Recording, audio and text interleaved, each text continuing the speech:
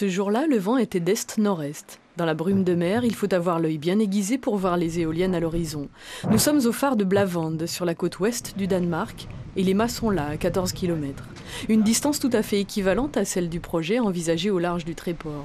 Ici, il y a 2 grands parcs éoliens. Le premier a déjà presque 10 ans. D'abord, les pêcheurs ont été farouchement opposés aux éoliennes. Elles empiétaient sur leur zone de pêche. Pour le premier, ils ont obtenu une indemnité unique d'1 million d'euros. Pour le deuxième, ils ont négocié une compensation annuelle de 135 000 euros sur 25 ans. L'association de la pêche danoise est consciente qu'elle ne peut pas empêcher le développement des éoliennes au large des côtes. On ne peut pas aller à l'encontre de ça, mais depuis la première expérience de chantier en mer, nous nous sommes rendus compte qu'en négociant et en collaborant avec les industriels, nous pouvions obtenir de très bons résultats, enfin arriver à ce que nous voulions effectivement. Nous embarquons là pour rejoindre le parc éolien au large. Knut Erik Müller était pêcheur. Des crevettes, des carlets, des lançons. Il a choisi la reconversion. Il a monté une petite entreprise, 7 bateaux spécialisés dans le transport de techniciens de maintenance pour le site offshore. Dans un contexte de crise de la pêche, il a saisi l'arrivée des éoliennes comme une opportunité. Le nombre de bateaux de pêche a diminué, mais c'est dû essentiellement aux quotas imposés par Bruxelles. Alors il y a moins de pêcheurs et les bateaux qui restent sont plus gros. D'un avis partagé, les éoliennes n'ont pas affecté la ressource et le nombre de poissons.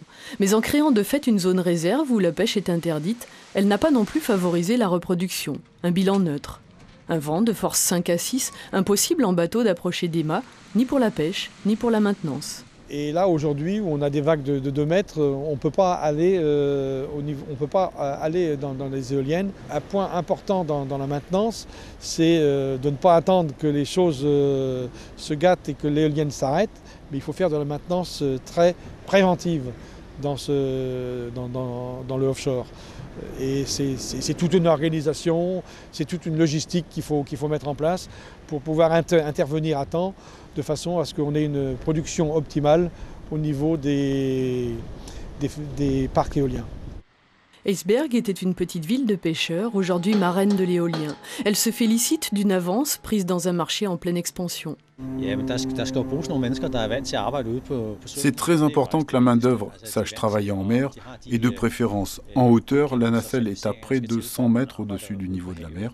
C'est pour cette raison que la France doit commencer dès maintenant à se préparer et doit former une main-d'œuvre spécifique, capable de travailler dans des conditions qui sont quand même des conditions très spéciales. Le Danemark regarde avec le plus grand intérêt la multiplication des projets éoliens en mer, en Grande-Bretagne, en Allemagne, en Hollande et bien sûr en France, en sachant que son expertise reconnue sera peut-être attendue.